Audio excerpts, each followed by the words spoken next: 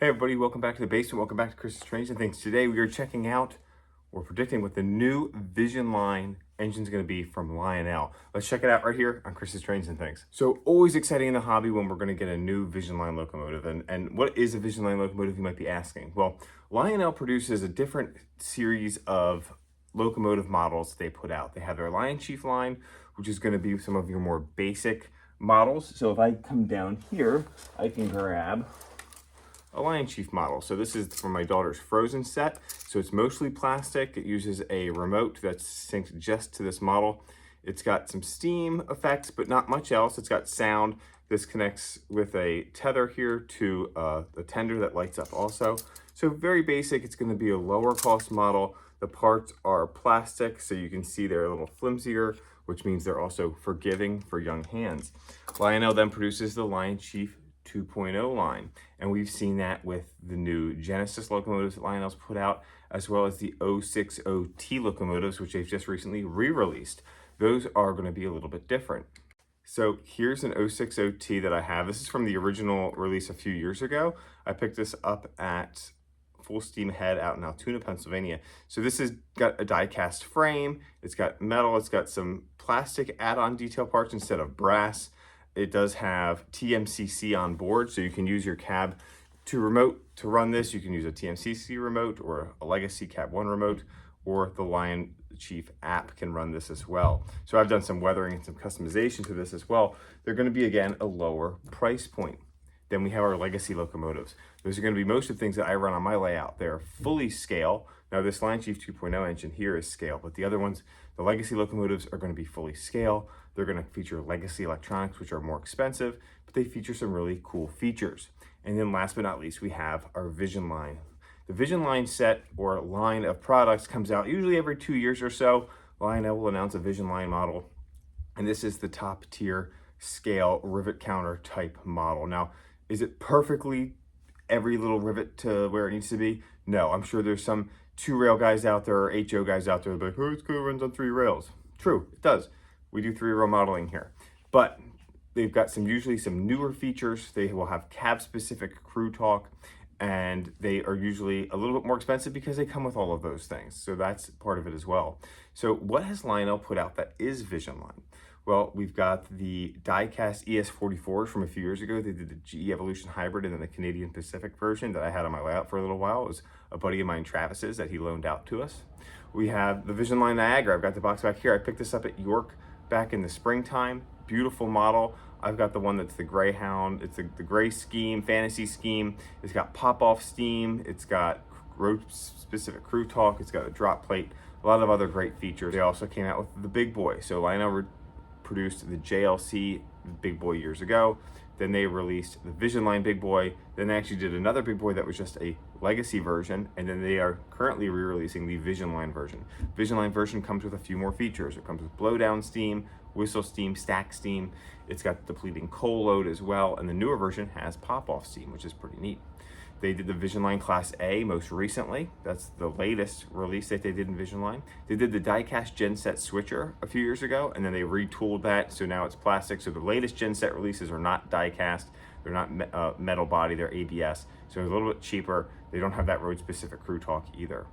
They came out with the GG1s a few years ago, back I believe in 2016, I think, or 2015, they did the GG1s. I'm fortunate to have a Pennsylvania 5-stripe version as well as the Penn Central version in my collection.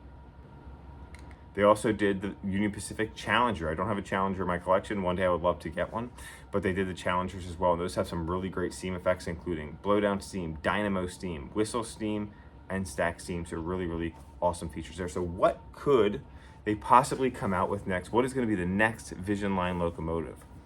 There's been a lot of speculation out there about what it would be. A lot of people hope it's a diesel locomotive because usually the price point's a little bit lower, but I think we all know what the next Visionline locomotive is going to be. Let's check it out.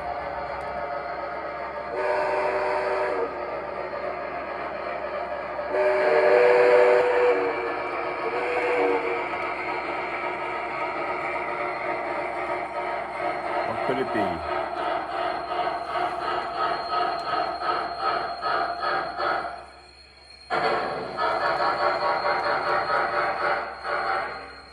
So Visionline Triplex. Doesn't that sound awesome? So, whoa. This guy's got no idea what his next Visionline locomotive is going to be. Any of us know, but it's a good prediction. Lionel's kind of hinted at this for a little while, right? Yeah. Well, it's all, I mean, come on. What do you think this is? It's obvious they bought this tooling. Otherwise, you know, why would Mike Wolf sell this tooling if he liked running it so much? It's a good point. Logic would tell you that this is probably the next thing. If MTH hated running this tooling when they produced this model, then odds are they would have sold it to Lionel and let them deal with it.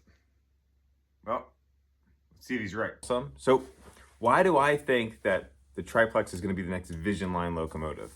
Well, a few things. One, we know that MTH sold a bunch of toolings off a few years ago when Mike Wolf said they were closing their doors. Obviously, that didn't happen. They didn't close their doors. They're still operating today. But they did sell off some tooling. We know that Atlas bought some. We know that Lionel bought some. And so everyone wants to know what happened to the Triplex tooling. Now, interestingly enough, MTH re-released the Angus in 2022. That arrived around February, March of 2023. So my thought would have been Lionel would have bought the Angus and the Triplex tooling, but obviously MTH still has the Angus tooling, which is interesting. Now, Mike Wolf has been, I believe it was Mike Wolf that has said that they hated running the Triplex tooling because they always had just issues with it.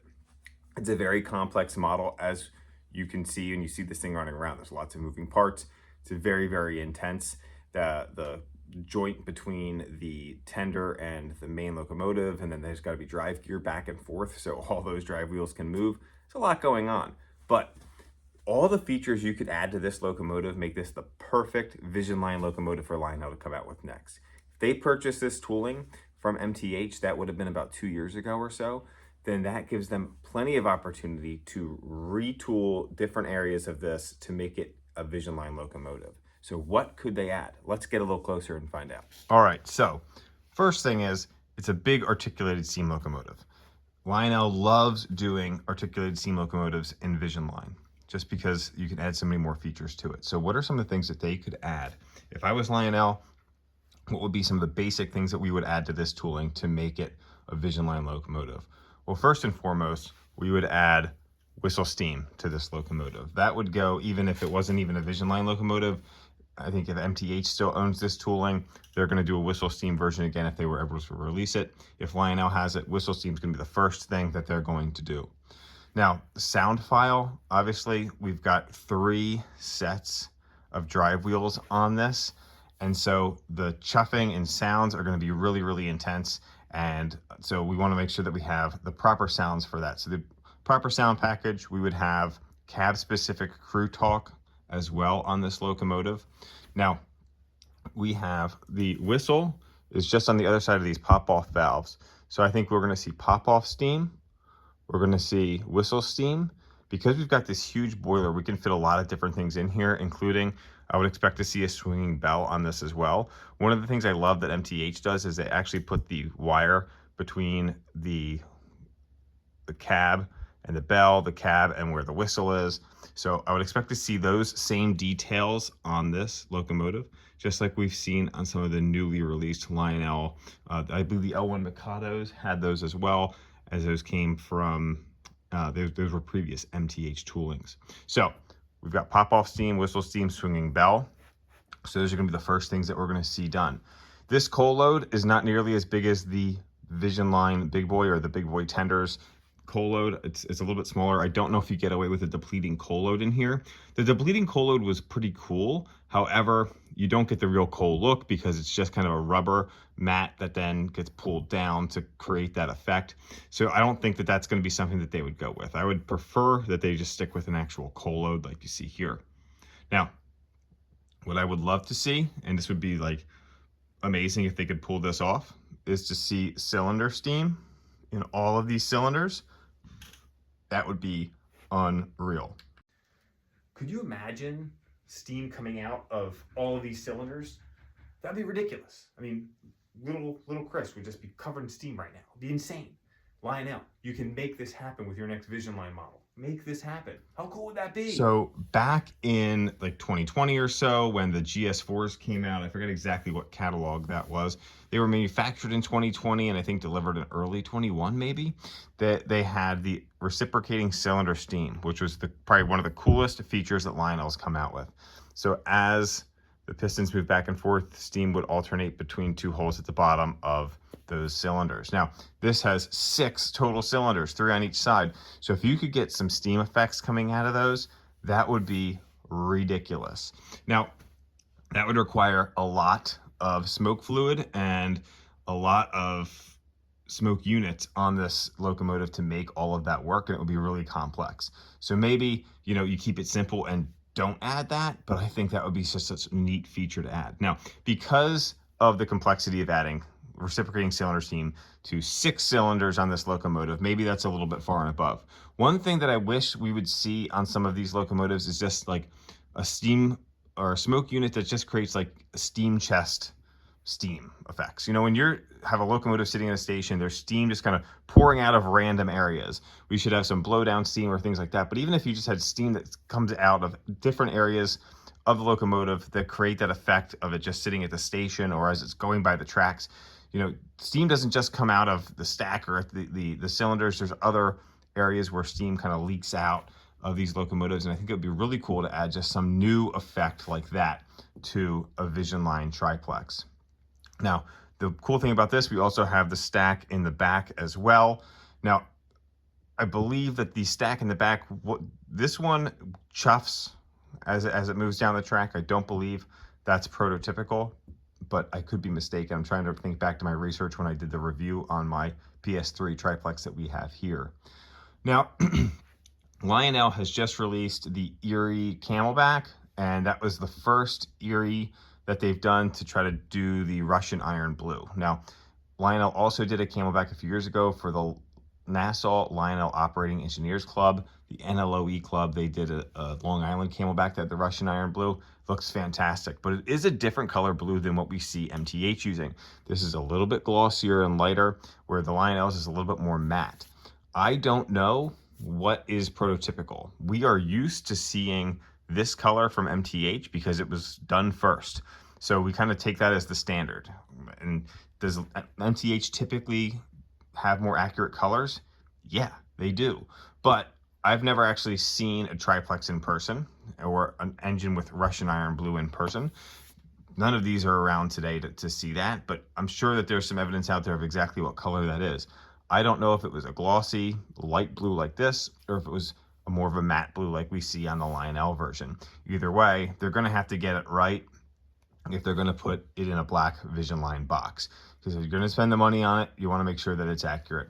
And Lionel's hopefully will get that right if they do decide to go with a Visionline triplex like this. Now, what other features would you want to see on a Visionline triplex if this happens to be the next Lionel Visionline locomotive? What do you think?